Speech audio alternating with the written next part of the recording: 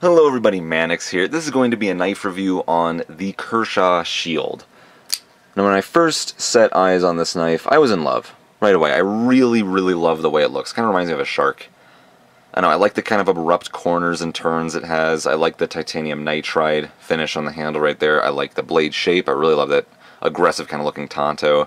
It's a stonewash finish on there. I just think it's a very beautiful knife, and that's what I initially thought. The fact that it was ridiculously cheap, it retails at I think $54.99, but I found this at Bass Pro, in the package for about 19 bucks. I think it was like 19 something plus change.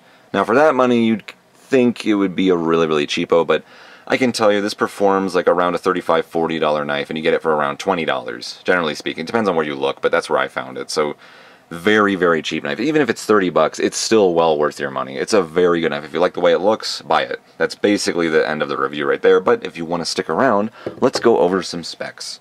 So, we have a blade length of 3.1 inches, a handle length of 4.3 inches, overall length coming in at 7.6 inches. 8CR13 MOV blade on there, and as I said, it is a stonewash finish. Actually, it's two-toned. So the grind right there is stonewash, and then the non-grinded part is satin. That's still pretty cool. They're saying it weighs 4.9 ounces. The handle is 410 stainless steel with a titanium carbonitride coating, it says right there. Look on my phone.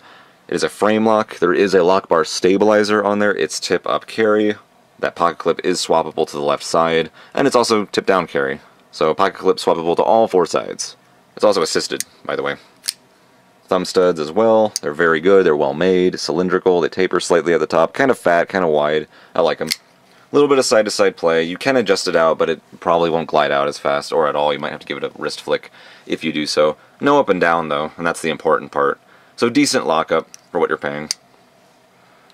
We have some jimping up here. I like the way that looks, the kind of wide jimping, but it's not that functional. It's kind of functional. If you're into your jimping, it's not that sharp, but it's not terrible either. Personally, I don't really care, but ergonomics on this are fantastic. I love the big old deep finger choils right here. I love this cant right here for your thumb. Just my thumb fits perfectly right there. And then you have some milling down here as well for your pinky and ring finger. So I would consider this a medium-sized folder. It's almost on the smaller size. My hands are large. I have large size hands for glove reference there. But it's really smooth. It's really comfortable. There's pretty much no hot spots or anything. Pillar construction, by the way. Personally, I like the back spacers, but some people like the elegance of the pin construction, the flow-through design, so you can clean it easily. Not that I really care about that, but it's cool. So, 4.9 ounces was it? I already forgot what it just said. Yeah, 4.9 ounces. Let me check that with my scale. Sometimes my scale brings different results than what the manufacturers say, but who knows. Let's give this a go. So we're at 0, and now we are at 5.02 ounces, actually. Oh, okay. Interesting. So it's 4.925 ounces, probably. It's somewhere around there. So it's fairly heavy, but it is a stainless steel knife. That is what you should expect. It's going to be on the heavier side. It's not a synthetic material. Personally, I most of the time like synthetic materials more. I like G10, I like FRN. But that being said, steel is still cool, and I like this particular finish. It's not super glossy. I like the almost matte type look to it. It's a titanium nitride finish on there, which is pretty durable. Not the most durable, but it's durable enough. Again, I really like the way it looks. Fell in love with just the way it looked. I was like, man, I want to buy that. I'm not a huge Kershaw fan. I haven't tried that many of their designs, but most of them that I remember seeing I was not super into. I didn't really care that much. I was like, they kind of blend together for me after a while. But I think lately they've been coming out with some pretty cool stuff, including this one. I think this is a newer knife. Don't know, but I just saw it at the store. It just caught my attention. I didn't see it before.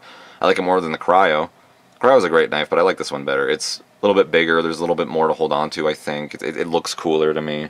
So yeah, it's all around. There's really nothing bad I can say about the knife. The 8CR13 MOV blade steel.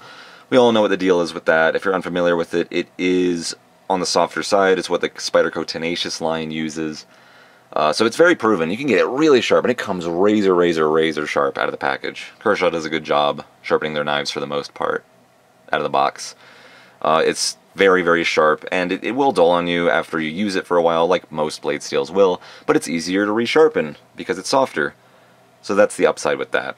An 8CR13 MOV doesn't have the best rust resistance. It's okay in my experience. I don't usually have problems with it, but because this has a stonewash finish on there, it's going to be even more difficult for it to get any rust issues, because it's the one of the smoothest finishes you can have is a stone wash, and the smoother the finish, the harder it is for rust to settle in because the pores are more sealed up. Yeah, I love the blade. Absolutely love the blade. It's the 8CR13OV. I am not complaining one bit about. I just thought I'd mention it because a lot of people don't like it. I think it's too soft. Depends on what you're doing. I mean, when I use my knives, I've even used 440C. I've used really cheap blade steels, and I've had no problems with them, even at work, cutting cardboard and stuff like that. Zip ties occasionally. I just come home and I strap the knife up, and then it's good to go for a while, until it finally does get dull. It takes me a really long time to get a knife dull, even a softer blade steel like this, a cheap blade steel. I personally don't have issues with them, so I don't really care for getting the super high-end stuff. I mean, it's cool. I like the higher-end blade steels like VG10 and S30V and so on.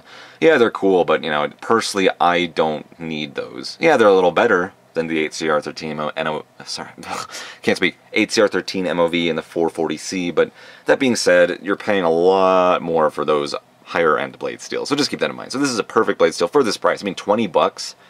There's nothing negative you can say about it, I think. It's really cool. Very slim knife, by the way, so it's... Again, I'm not a huge fan of slim knives either. I like the thicker knives, and I like the knives that have more, like, a synthetic handle, which is funny, because it's like a complete contradiction to what I said I just like. But I absolutely love the knife, and I think that says a lot. So, it's just so well executed. It's slim and smooth. So, if you have this in your pocket, if it's tip-up carry, this is how I have it in my right pocket. It's extremely smooth. Your hand goes in there. It doesn't rub against. It doesn't hurt at all. It's a pleasure to rub the back of your hand against. Very thin. So when it's thin, the thin knives take up less space in your pockets. That's another good thing. There's just less to hold on to in your hand. But personally, I still kind of like it for this knife. I like the slimness. I kind of see what they're going for. It's a slim, fast, little, cool knife, basically. The pocket clip. Not my favorite design. I kind of don't like how there's this weird... I don't know, there's like a lot of travel right here before it actually gets to the point. I feel like they could have just kind of canted this up. But maybe they were kind of good, they wanted it to be smooth, they didn't want there to be an abrupt point because maybe the whole idea behind the knife is supposed to be smooth and sleek. So, I can't really fault them for that, but functionally it works perfectly. Perfect tension, about that much is going to be poking out of your pocket though. So if you like your knives to be more covert, might not be the one for you. But that's okay.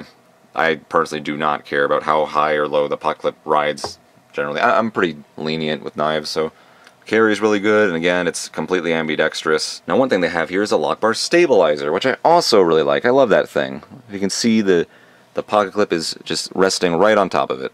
It's a little black cylinder of metal, and it stops the frame lock bar from over-traveling, as you can see right there. It doesn't really mean anything. Some people argue, like, well, you don't need it because, you know, just use common sense. Don't bend the frame lock out of place. Are you an idiot? Like, yeah, I understand that. That makes sense. I mean, if you have common sense, you're not going to push the bar all the way. But consider this.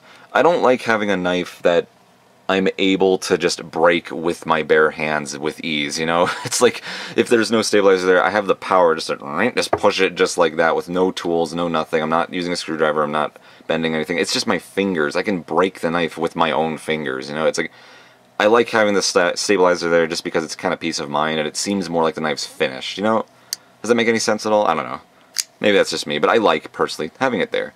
And usually it's only what the more high-end, expensive frame locks have, is that stupid little cylinder of metal. But obviously you can get away with, you know, putting it on a cheaper knife like this because they did it, because it's about, you know, $20, $25 knife, depending on where you get it. So I don't know what the excuse is there, but yeah, I think every frame lock should have that. I like it. So it's not super heavy. I mean, no, sorry, it's not super light, I meant to say, but it's not super heavy either. But it's a heavier knife for the size that you're getting. It's slim, it's sleek, it's comfortable, it's cool looking, it's cheap, it's fast. Let me talk about that assisted bar right there just a second. That's how we'll end the reviews, with the assisted bar, the torsion bar that Kershaw uses.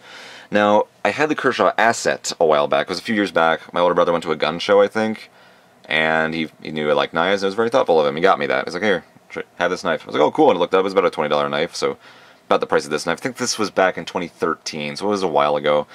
And it was a cool knife, I liked it, but the torsion bar broke on me. At one point I tried to flip it open, and it wouldn't open. I was like, what is going on? And then the blade kind of loosely would fly around. It no longer opened up with the assisted torsion bar the way it was supposed to. So I opened it up, and the bar was in half. It broke.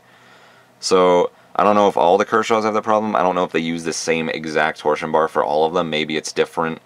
Maybe they've upgraded from that one since then. I don't know, but expect it to probably break. Well, maybe don't expect it, but don't be surprised if your torsion bar breaks on you. And I didn't even use that knife that hard. I just kind of opened and closed it occasionally, and I carried it a little bit, and it just broke on me one day. So hopefully that doesn't happen with this one. But because this one has a ball bearing detent, I think if you removed the torsion bar, you would still be able to use it like a manual knife. So even if it honestly, I would prefer it to be manual. I'm actually not a huge assisted fan. I don't know what it is. I like having the idea to, open it manually, which you can still do with this knife, as you can see right there. But I don't know what it is. Assisted knives, I'm not a huge fan of. I just like having the manuals. But either way, I still like it for this knife. I still like it. So yeah, other than that, if you like the way it looks, buy it. Like I said, there's just nothing I have to complain about it for the price, honestly. It's really cool. Really, really awesome EDC knife. Anyway, that is it. That is the Kershaw Shield.